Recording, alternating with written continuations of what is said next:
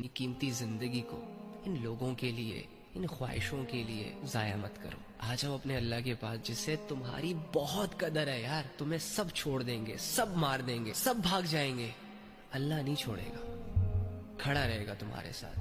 وَهُوَ مَعَكُمْ أَيْنَمَا كُنْتُمْ وَاللَّهُ بِمَا تَعْمَلُونَ بَصِيرٌ. اللہ کہہ رہے میں تمہارے ساتھ ہوں. ڈزنٹ میٹر کہ تم میری مانو نہیں مانو، میں پھر بھی تمہارے ساتھ ہوں. واللہ بما تعملون بصیر. تم جو کچھ بھی کرتے ہو میں اسے دیکھتا ہوں. دیکھنا تو میں یہ چاہ رہا ہوں کہ تم اچھے اعمال کرو، آخرت بناؤ، عبادتیں کرو، علم حاصل کرو، لوگوں کے ساتھ بھلائی کرو. دوسری جانب اگر تو کوئی گناہ کرے گا تو اس گناہ کو تو مجھ سے چھپا نہیں سکتا. اگر کوئی بے حیائی کا کام کرے گا تو ٹھیک ہے، دنیا سے تو چھپ جائے گا، لیکن مجھ سے تو نہیں چھپ سکتا کیونکہ میں اس کو دیکھتا ہوں.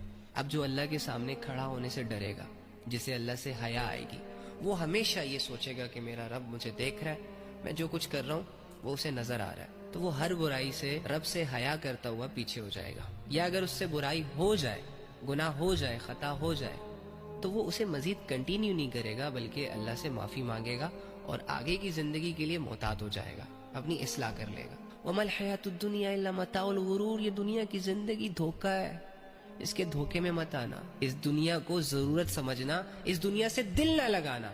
لیکن تو نے دنیا سے دل لگایا تو دنیا نے تیرے دل کی یہ حالت کر دی.